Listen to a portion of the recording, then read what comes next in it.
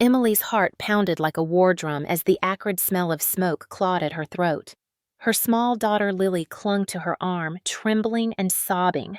The warehouse, once a place of shadows and rusting machinery, now roared with fire flames hungrily licking the wooden beams above. Emily's eyes darted around desperately. The metal doors were welded shut and the windows were barred. Her sister Rachel's laughter echoed mockingly from somewhere deep within the inferno, sending a chill through Emily's spine. How could someone she had trusted, shared childhood memories with, plot this against her and her innocent child?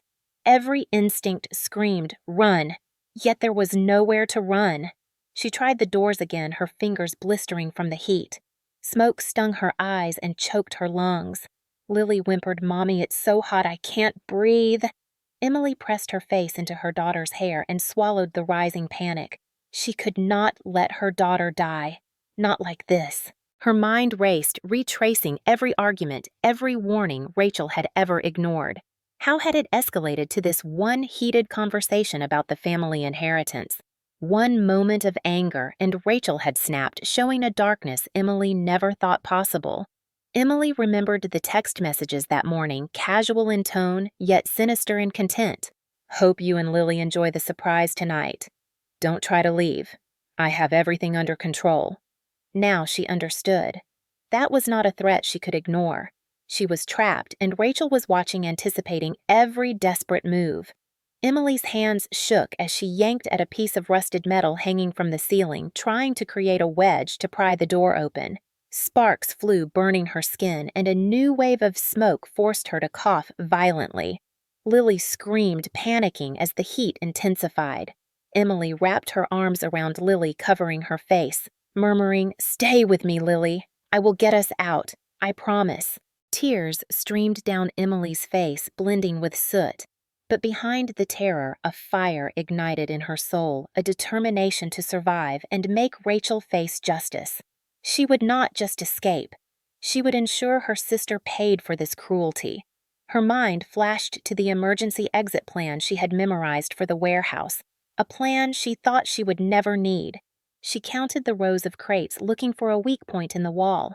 The flames hissed, sending shards of burning debris onto the concrete floor. Emily heard Rachel's mocking voice again, closer this time, whispering, "No one will save you. You belong here." Rage and fear collided, fueling Emily's resolve. With a swift, desperate move, she kicked a weakened section of the wall, and it gave slightly. Lily cried out, clinging to her as the heat singed her hair. Emily's pulse raced, adrenaline surging. She could almost taste freedom, but every second brought new peril. She could hear the distant wail of sirens through the thick smoke, but they were still far away. Emily clenched her jaw, forcing herself to stay calm, instructing Lily to follow every move to stay close. Her mind replayed memories of court hearings, family fights, and whispered threats. She had thought Rachel's cruelty ended with words, but now she understood the full extent. Emily's thoughts hardened into a singular goal: survive this hell, protect Lily, and expose Rachel to the world. Every corner of the warehouse became a battleground, every spark a reminder of the stakes. She grabbed a fire extinguisher nearby, using it with trembling hands, guiding Lily through a maze of flames. The heat scorched her skin, but the fire in her heart burned brighter. She would escape. She would make Rachel kneel before the law, and every lie, every betrayal would be unveiled. Emily's mind was a storm of fear and fury, but determination anchored her. She whispered to Lily, "Hold my hand, we will be free. Your sister cannot win." The warehouse seemed endless, but Emily refused to surrender. She would fight with every ounce of strength, every shred of cunning. The flames threatened to consume them, yet Emily's resolve shone brighter, a defiance that even Rachel could not extinguish. Emily's lungs burned as she crawled through the haze of smoke, dragging Lily behind her, each step a battle against the scorching heat and suffocating air. The warehouse seemed like an endless labyrinth, crates stacked high, machinery twisted into monstrous silhouettes in the flames. She could hear Rachel's footsteps echoing mockingly behind her, a cruel symphony of betrayal and madness. every door she tried was welded or jammed and every window barred, trapping them in a furnace designed for death. Emily's mind raced, recalling every training session she had attended for emergencies, every survival tip she had read about confined fires.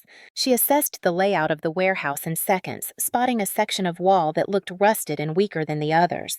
She whispered to Lily, "We have to be brave. Follow my lead. Trust me, we can get out." Lily's small hand clutched hers tightly, nails digging into Emily's skin, tears streaking her soot-covered cheeks. Emily felt a surge of rage mixed with terror. This was her sister, her own flesh and blood, willing to burn them alive. But Emily would not let fear paralyze her. She grabbed a heavy metal rod leaning against a crate and began to wedge it into the rusted panel, her muscles trembling from exertion. Sparks flew as the rod scraped against metal and a small crack appeared. Emily encouraged Lily to stay low, covering her face with her sleeve as smoke continued to choke the air. She recalled the fire extinguisher they had tried earlier and realized it was almost empty, the pressure weak. Emily cursed under her breath, adrenaline sharpening her focus. Each second counted. She had to create a path for Lily first, then herself. She pushed with every ounce of strength she had, the metal groaning heat stinging her arms. A sudden flare of flames from a nearby stack of crates forced them to the floor. Lily whimpered, and Emily held her close, whispering reassurances she barely believed herself. "We are almost there, just a little more." Emily's thoughts flashed to Rachel's past manipulations, the way she had controlled family decisions, spread lies, and belittled Emily at every turn. But Emily's mind hardened with a singular purpose: survive, protect Lily, and expose Rachel's cruelty. She kicked the cracked panel and a larger gap opened. Smoke poured in more violently, but Emily's determination surged. She lifted Lily through the gap first, guiding her carefully, feeling the blistering heat on her arms. The metallic taste of smoke filled their mouths, but Emily forced herself to stay calm, instructing Lily to breathe shallowly and stay close. Emily squeezed through the gap herself, wincing as her back scraped against jagged metal. They were in a narrow corridor now, flames licking the walls, sparks flying dangerously close. Emily noticed a stack of wooden pallets blocking their path, some already smoldering. She grabbed a piece of broken wood to use as a lever, prying the stack aside enough to create a walkway. The fire's roar was deafening, but Emily tuned it out, focusing only on Lily's safety. Her heart sank when she heard Rachel's triumphant shout behind her. "You cannot escape! This is your end, Emily!" Rage surged through Emily's veins, mingling with fear. She refused to look back, refused to give Rachel satisfaction. Emily's mind flicked to the emergency door at the far end of the warehouse, the one she had memorized from previous inspections. It was their only chance. She sprinted forward, dragging Lily along, sweat and soot stinging her eyes. The concrete floor felt like it was melting under her feet. Her muscles burned, but she ignored the pain. She could see the outline of the emergency exit ahead, a narrow metal door partially hidden behind stacks of crates. Emily pushed through, yanking the handle, and it resisted for a moment, then gave way with a screech.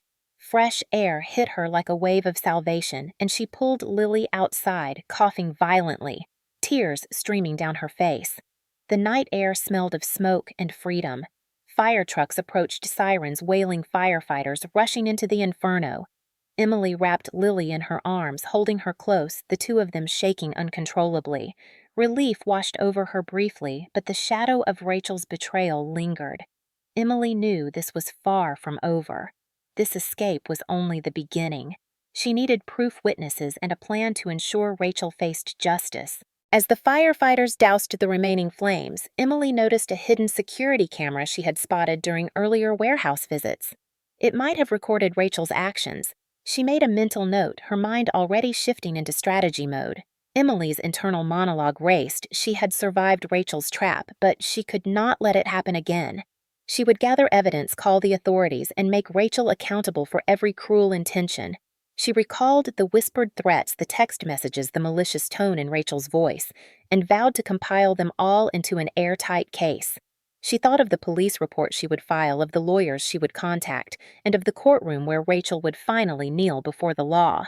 Emily's mind replayed the escape in agonizing detail, noting every obstacle, every moment of terror, every desperate act that had saved Lily's life. She felt a mix of exhaustion and exhilaration, her body trembling yet her resolve unbroken. Emily realized then the emotional scars would linger, but they would also fuel her determination. Rachel had underestimated her, assumed fear would dominate, but Emily had turned terror into action, panic into strategy. She whispered to Lily, "We are safe now, but I promise justice will come." Lily hugged her tightly, still shaking, and Emily held her, vowing silently that nothing would harm her daughter again.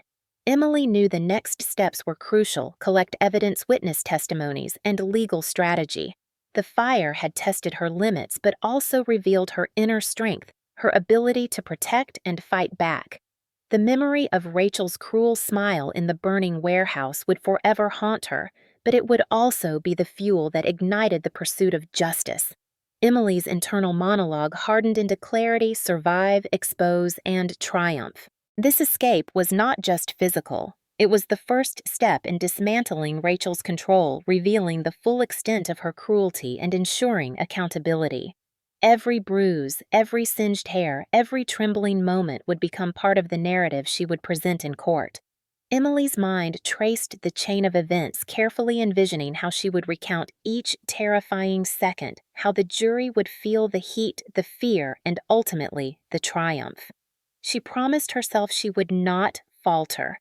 Rachel had crossed a line, and Emily would make sure the law and the world knew exactly what had happened. With Lily safe, Emily took a deep breath, feeling the cool night air, and steeled herself for the fight ahead. The fire had tested them, but they had survived, and now the real battle, the courtroom, the justice, the reckoning was about to begin. The courtroom was silent, except for the shuffle of papers and the low murmur of the gallery. Emily's heart pounded in her chest as she walked to the witness stand, Lily sitting beside her in the front row, gripping her hand tightly.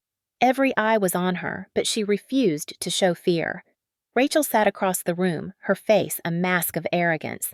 Her lips curled in a mocking smirk, as if the inferno that had almost claimed Emily and Lily's lives had been nothing more than a minor inconvenience. Emily's lawyer began to present the case, laying out the sequence of events with precision, and Emily felt a surge of vindication as the prosecutor displayed photos of the warehouse-charred remnants of crates and the path they had fought to escape. Emily took a deep breath and recounted the terror of the night in vivid detail, describing every moment Rachel had blocked their exits, every flame that had licked dangerously close, every desperate act to protect Lily. She spoke clearly, her voice steady despite the memory of smoke and fire. "I saw her standing there smiling as the fire spread," Emily said, glancing at Rachel.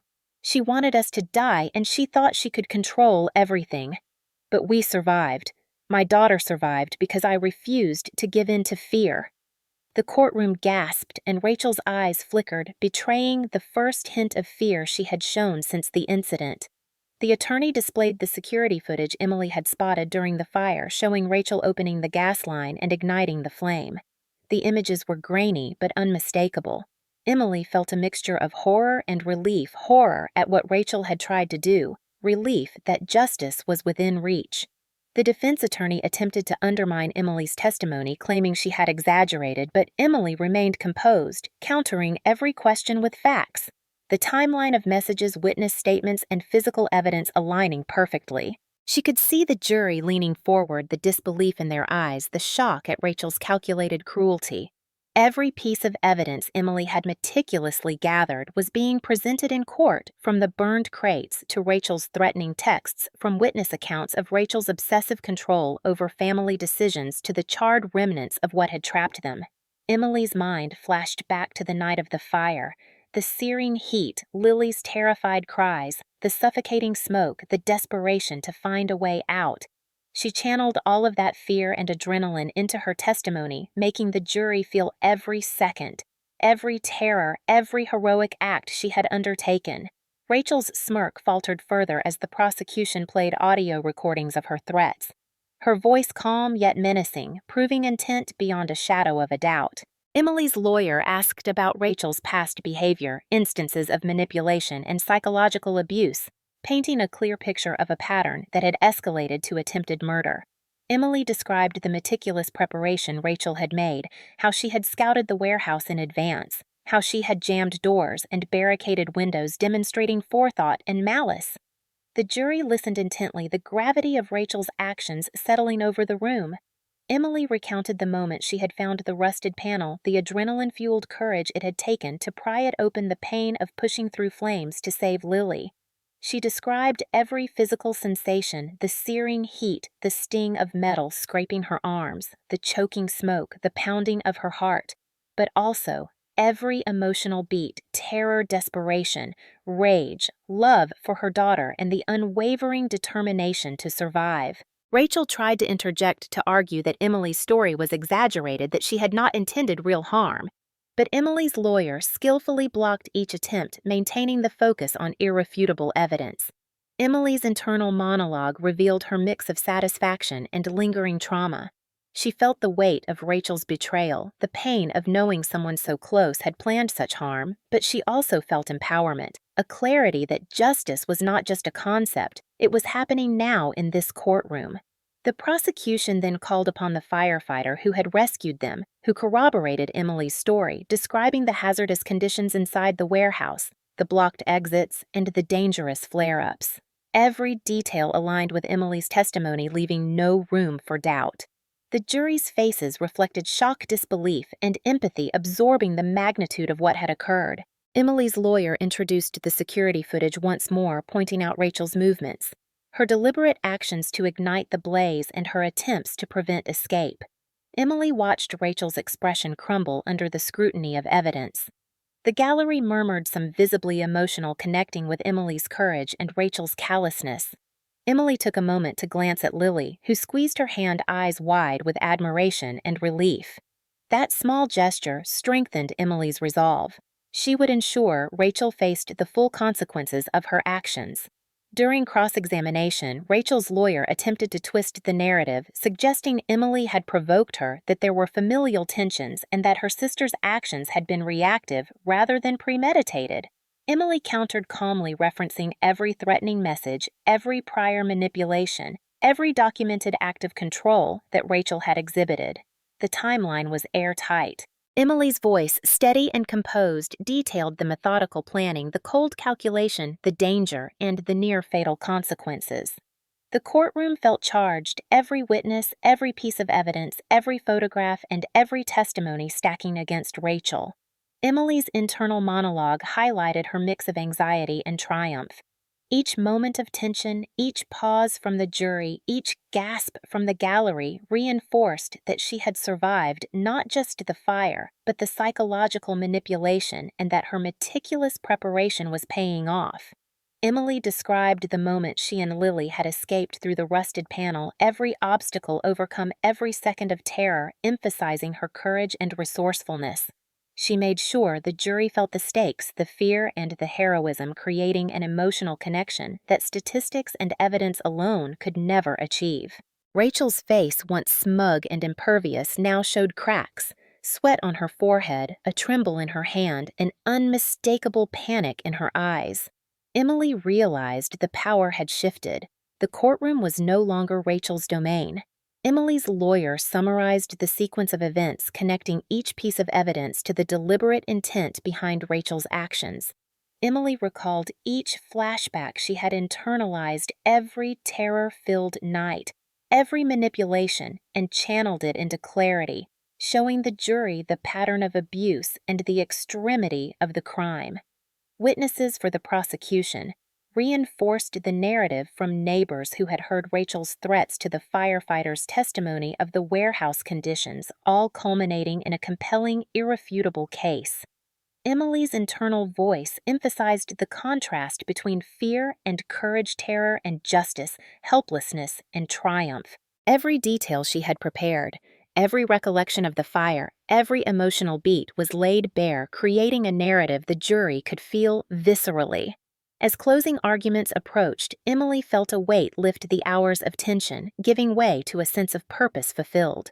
The attorney highlighted Rachel's premeditation, the endangerment of Emily and Lily, the psychological manipulation, and the clear evidence pointing to her guilt. Emily sat poised, feeling the enormity of the moment, ready to see justice done. The courtroom drama had escalated to its peak, the twist of exposure complete, and the inevitability of Rachel's reckoning undeniable. Emily's internal monologue reflected triumph, relief, and anticipation. The fire had tested her body and spirit, and now the law would test Rachel's accountability. Emily knew the next hours would be critical, but she also knew she had already won a moral victory, her courage and intelligence having survived both the flames and her sister's cruelty. Every detail, every flashback, every internal reflection had served its purpose to ensure that Rachel could not escape responsibility and that Emily and Lily's ordeal would be recognized and vindicated. The tension in the courtroom was palpable, the emotional high sustained, and the stage set for the ultimate resolution, the moment when Rachel would finally kneel powerless before the law, and Emily's unwavering determination. The courtroom was heavy with anticipation as the jury filed back in their faces, grim and resolute. Emily gripped Lily's hand tightly, feeling the little girl's pulse match her own, a steady reminder that they had survived the fire, survived Rachel's cruelty, and now justice was about to be served. The foreman stood clearing his throat and began to read the verdict. "We, the jury, find the defendant Rachel Moore guilty on all counts of attempted murder, child endangerment, and premeditated arson." A collective gasp rippled through the courtroom. Rachel's face drained of color, her lips parted in disbelief, her eyes darting wildly as if seeking an escape that did not exist. Emily felt a rush of vindication, a surge of adrenaline mixed with the deep, lingering trauma of what they had endured. Tears pricked at her eyes, but she held them back, focusing on Lily, who was quietly sobbing a mix of relief and awe at her mother's courage. As the judge called Rachel to stand, Emily noticed her trembling, the arrogance that had defined her demeanor for years now shattered, replaced by raw panic. Rachel's lawyer attempted to intervene to argue for leniency, but the evidence, Emily's testimony, the witnesses, and the unassailable security footage left no room for negotiation. Emily's lawyer presented a final statement emphasizing Rachel's deliberate intent, the life-threatening danger, and the emotional manipulation she had imposed for years. The courtroom hung on every word, the air thick with tension and the weight of moral reckoning. Emily's internal monologue revealed a mixture of triumph and lingering pain. She had survived the fire, protected her daughter, and now the law recognized the severity of Rachel's crimes. She reflected on the meticulous preparation, the courage it had taken to gather evidence to anticipate Rachel's attempts at gaslighting and to ensure that every detail was documented. As the judge pronounced Rachel's sentence, ordering her to decades in prison with no possibility of early release, Emily felt a profound release, a sense of justice that had been years in the making. Rachel was forced to kneel briefly before the court, a symbolic act of submission, her power stripped away, her control over Emily and Lily obliterated. The gallery murmured in shock and satisfaction. Some whispered about Rachel's previous manipulations, the cruelty that had led to this moment, the stark contrast between her arrogance and her current helplessness. Emily's gaze met Rachel's for the first time in months, and in that look she conveyed the entire journey, fear struggle, resilience, and ultimately triumph. The fire that had once threatened to consume them now felt like a distant nightmare, a catalyst that had exposed Rachel's true nature and strengthened Emily's resolve. In the weeks that followed, Emily and Lily slowly rebuilt their lives each day, a testament to survival and courage. Therapy sessions helped them process the trauma, and Emily shared her story publicly, speaking about the dangers of family control and the power of intelligent resistance. She received messages from strangers who had faced similar situations, finding solace and inspiration in her bravery. Emily reflected on the internal monologues that had sustained her during the fire, the moments of fear, the desperation, the love for Lily, and the unwavering determination to survive. Those thoughts, once private, now became a source of strength, a narrative she could share to help others understand the resilience required to overcome familial betrayal and life-threatening danger. Rachel's incarceration served as a public example, a cautionary tale about the consequences of cruelty, manipulation, and violence within a family. Emily felt a deep sense of moral closure, knowing that justice had been served and that the public recognition of Rachel's crimes validated the pain and terror she had endured. Emily also took steps to secure their home, implementing safety measures and surrounding themselves with supportive friends and community members who had witnessed the ordeal and rallied around them. The psychological toll of the fire and the trial was immense, but Emily's strategic resistance, meticulous evidence collection, and unyielding courage ensured that she emerged not just as a survivor, but as a victor. Emily's reflection on revenge was nuanced. She understood that true justice was not in retaliation, but in the exposure of truth, the protection of her daughter, and the undeniable accountability imposed upon Rachel. In the public aftermath, Emily spoke at conferences and workshops about domestic abuse manipulation and the importance of meticulous preparation when facing dangerous individuals. Her story resonated widely, especially with older audiences who understood the complexities of family dynamics control and the often invisible dangers that can lurk behind familiar faces. Emily described the details of the fire, the warehouse, the locked doors, and the life-threatening smoke, not to sensationalize, but to educate to show the extremity of the threat and the courage required to survive. She recounted every moment of fear, every internal monologue, every strategic thought that had allowed her to protect Lily and herself. Rachel's fall from power was complete, a stark contrast to the control she had once wielded, and Emily ensured that every legal and emotional victory was documented, leaving no room for denial or revision of history. As Emily and Lily continued to heal, they cultivated a life filled with empowerment, safety, and love, using their trauma as a foundation for growth rather than a source of lingering fear. They created routines, established boundaries, and surrounded themselves with people who respected and supported them, transforming the aftermath of terror into a narrative of resilience and triumph. Emily's internal reflections emphasized gratitude for survival pride in her strategic intelligence and hope for the future. She recognized that the fire had tested every aspect of her being: physical courage, emotional strength, and mental acuity, but that through meticulous preparation, unwavering love for Lily, and a steadfast refusal to submit to fear, she had overcome the ultimate betrayal. The community rallied, offering support, celebrating Emily's courage, and recognizing the public significance of Rachel's conviction. Emily used the experience to mentor others, providing guidance on how to navigate dangerous family dynamics, how to document evidence, and how to prepare for potential legal proceedings, turning personal trauma into collective empowerment. The final reflection centered on the symbolic power of justice, the importance of resilience, and the undeniable strength that emerges when one refuses to be a victim. Emily's story became a testament to the human spirit's capacity to endure, resist, and ultimately triumph over cruelty control and life-threatening danger. She emphasized the importance of preparation, courage, and unwavering love for those one protects, showing that even in the darkest moments, strategic action and moral clarity can create a path to victory. Emily's and Lily's lives, once overshadowed by fear and danger, now shone with empowerment, resilience, and hope. A living reminder that justice, when pursued with intelligence and courage, can transform trauma into triumph.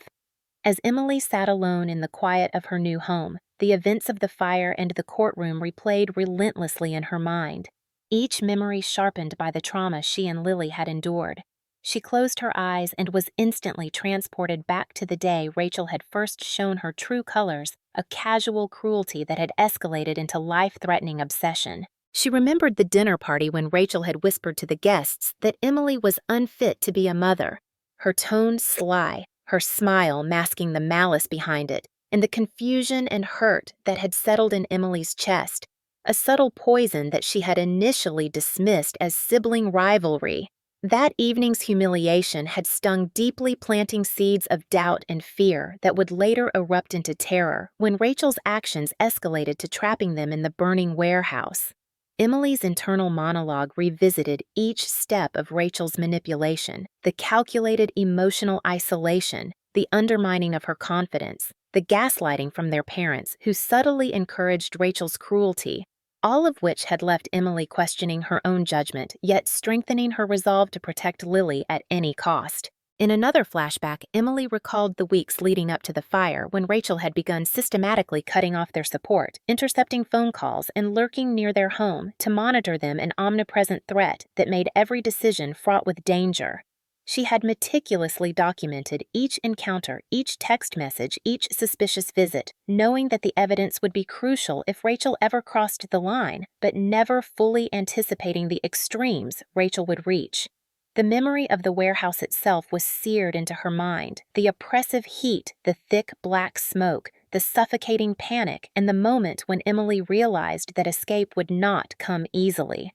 Her thoughts had raced, evaluating each possible exit, each structural weakness in the building, each object that could aid their survival. She recalled screaming for help, holding Lily close, shielding her from falling debris, and the terrifying realization that Rachel had locked the main exits, leaving them at her mercy. In the internal monologue during the fire, Emily's emotions were raw and unfiltered terror, intertwined with fierce maternal protectiveness. Desperation mixed with acute awareness of every sensory detail, from the crackling flames to the scent of smoke burning their lungs, to Lily's small hand clutched tightly in hers. Every decision was critical, and Emily's reflection highlighted her mental acuity under extreme stress, the combination of instinct and rational thought that had enabled them to survive.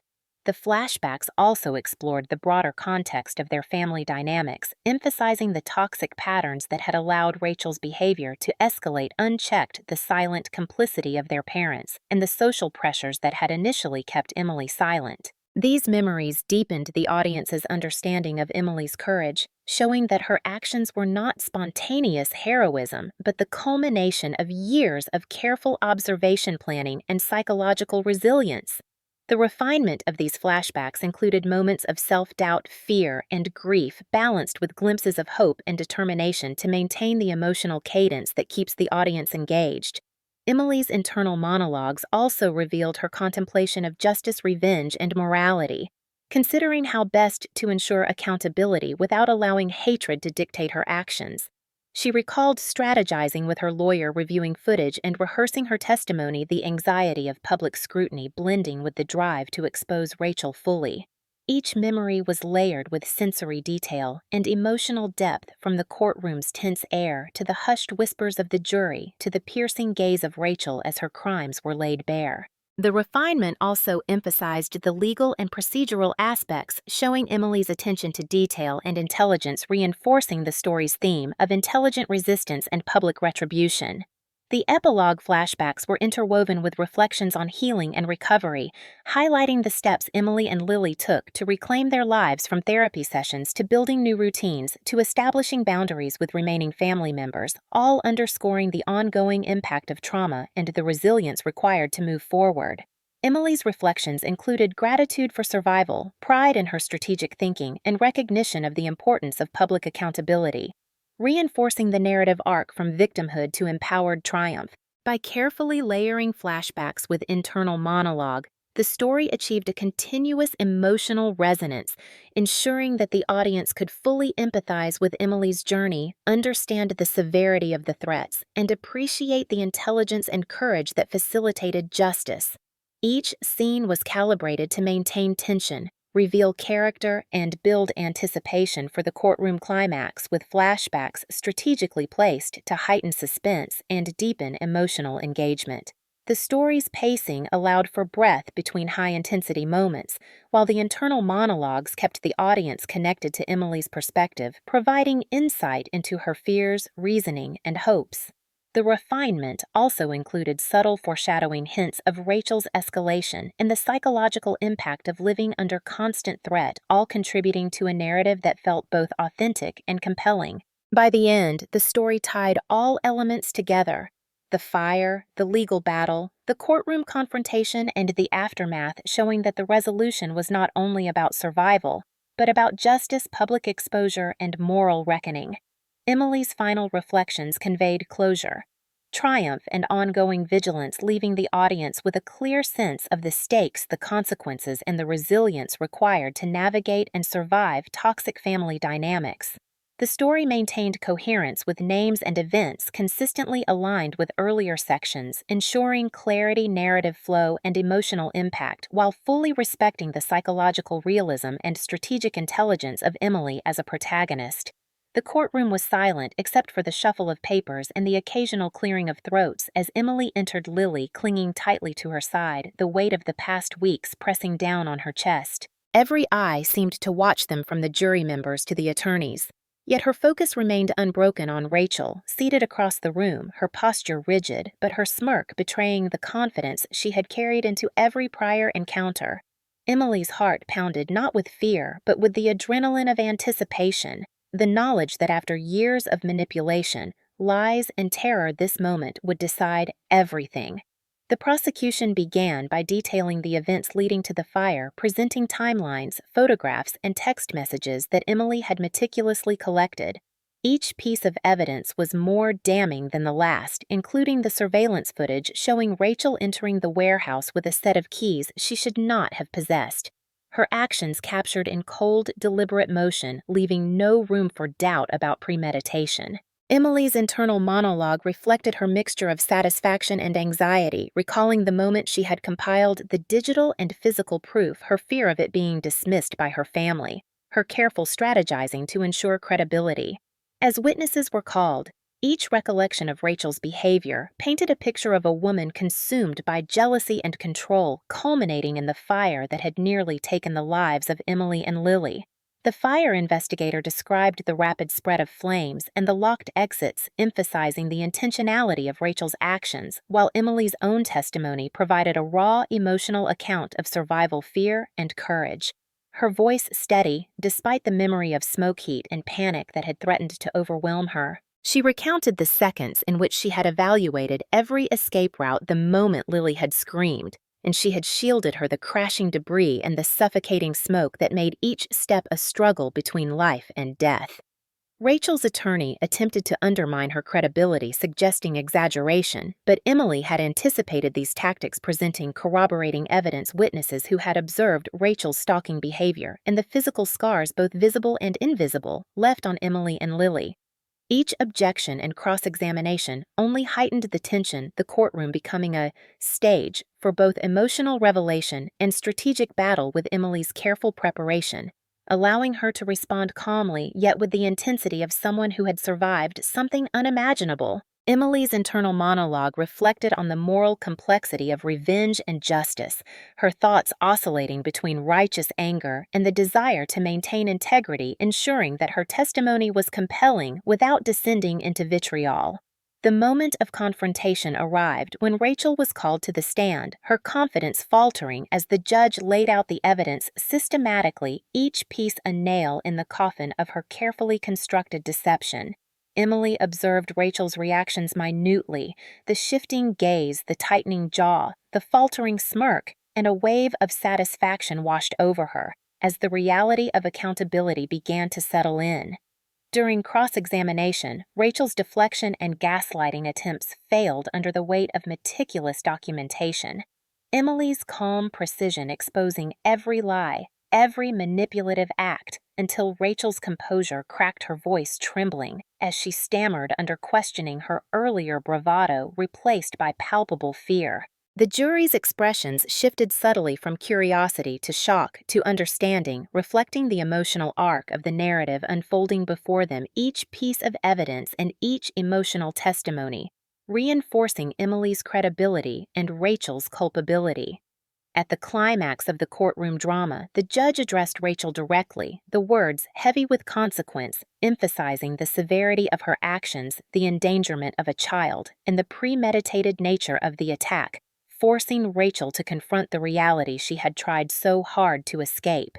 Emily's internal reflection in that moment highlighted a mixture of relief, empowerment, and lingering sorrow, acknowledging the pain inflicted not only on herself and Lily, but also on the fractured family dynamics that had allowed such cruelty to manifest. The courtroom became a space not only for legal judgment, but for moral reckoning, with Rachel's kneeling before the judge serving as a visual symbol of accountability, a moment of poetic justice that resonated with the audience both within the story and among viewers. Emily's narration captured the intensity of the moment, her awareness of every glance, every whisper, every subtle shift in the room, conveying the high stakes and emotional weight that underscored the final resolution. The detailed depiction of legal proceedings, witness accounts, and cross-examinations ensured the twist and climax were credible, reinforcing the themes of intelligent resistance and public retribution, while the tension between past trauma and present justice maintained engagement throughout. As the verdict was read, Emily held Lily close, the culmination of fear, planning, and courage coalescing into a moment of triumph, her inner voice reflecting gratitude for survival, pride in her preparation, and the satisfaction of witnessing justice served.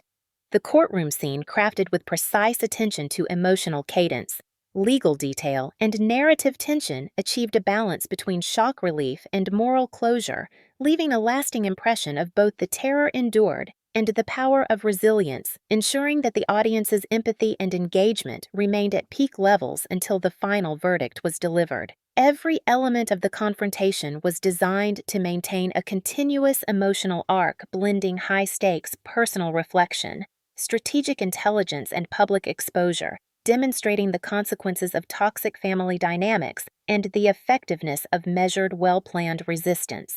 By the end of this section, the narrative had reached its apex in both tension and emotional investment, setting the stage for a resolution that highlighted recovery empowerment and the enduring impact of justice on the lives of Emily and Lily.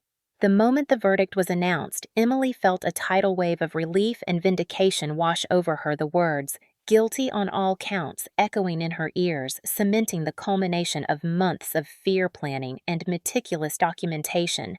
She held Lily close, feeling her small hands clutching tightly to her, a tangible reminder of why she had endured every sleepless night and every pang of terror in the warehouse, the near-death moments that had seared themselves into her memory. As Rachel was led away, her kneeling posture in front of the judge remained etched in Emily's mind, a mixture of humiliation and justice that contrasted sharply with the arrogance she had displayed in the weeks before the trial, and Emily could not suppress a quiet, victorious sigh, knowing that the danger she had lived under for so long was finally neutralized.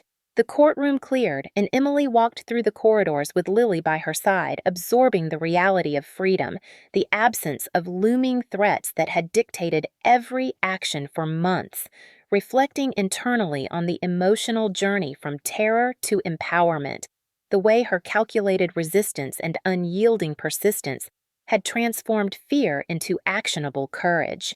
In private, Emily revisited the moments she had prepared meticulously for the trial, reviewing each piece of evidence, each witness statement, and each strategy to counter Rachel's gaslighting attempts, recognizing that the victory was not only personal, but a testament to intelligent resistance in the face of family betrayal, a story she would carry for the rest of her life. The aftermath involved public acknowledgement of Rachel's crimes, with local news covering the trial, highlighting the premeditation, the danger to a child, and Emily's resilience, ensuring that the narrative of justice extended beyond the courtroom and into the wider community, sending a clear message about accountability and the consequences of domestic violence within families. Emily's internal monologue oscillated between reflection on past trauma and anticipation of a new life, examining the intricate web of emotions tied to forgiveness, anger, and recovery, understanding that while justice had been served legally, healing emotionally would require ongoing attention, self-compassion, and support from allies who had witnessed her struggle. She considered how Rachel's public humiliation and legal defeat would serve as both a personal victory and a cautionary tale, reinforcing the importance of standing firm against manipulation and abuse. And the epilogue of her journey would include rebuilding trust, establishing boundaries, and reclaiming spaces that had once felt unsafe, including revisiting the warehouse site with law enforcement guidance to ensure no residual danger remained. Emily also engaged in a deliberate process of documenting her own story, reflecting on how sharing her experience could empower others facing similar familial toxicity, creating a narrative that was emotionally compelling, logically structured and inspirational, highlighting resilience, strategic thinking, and the pursuit of justice without succumbing to hatred. In her reflections, she acknowledged the complexity of her feelings toward her parents, who had enabled Rachel's behavior through inaction and subtle support, recognizing the necessity of maintaining emotional distance and establishing boundaries that preserved her well-being while navigating the fractured family dynamics with prudence. The final resolution involved Emily rebuilding her daily life, integrating therapy and community support, celebrating small victories such as securing a safer home, creating routines that reinforced stability for Lily, and slowly allowing trust and joy to re-enter spaces that had been dominated by fear and uncertainty, a testament to human adaptability and emotional resilience. Revenge had not been enacted through violence, but through the meticulous preparation and legal strategy that ensured Rachel faced consequences publicly, a sophisticated form of retribution that delivered psychological closure and moral balance, emphasizing that justice, not vengeance, was the ultimate triumph over toxic familial control. Emily's narration emphasized the subtle victories, from the clarity of the jury's recognition of facts to the social repercussions Rachel now faced, illustrating the interconnectedness of legal, social, and emotional justice, and leaving the audience with a sense of closure and empowerment that resonated deeply with viewers seeking both drama and moral resolution. As weeks turned into months, Emily's life stabilized.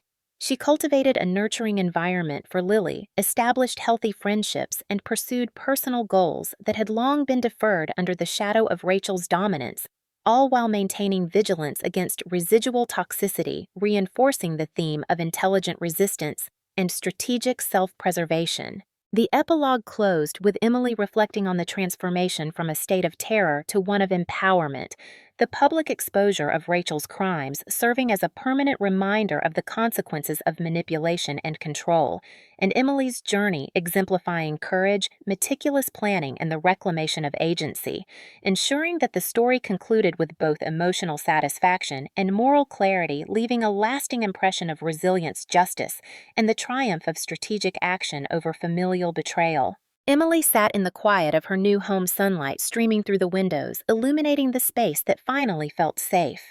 A stark contrast to the oppressive shadows of the warehouse and the tense courtroom, and she allowed herself to breathe deeply for the first time in months, reflecting on the journey that had brought her to this moment, from the terror of Rachel's betrayal to the meticulous preparation that had ensured justice was served.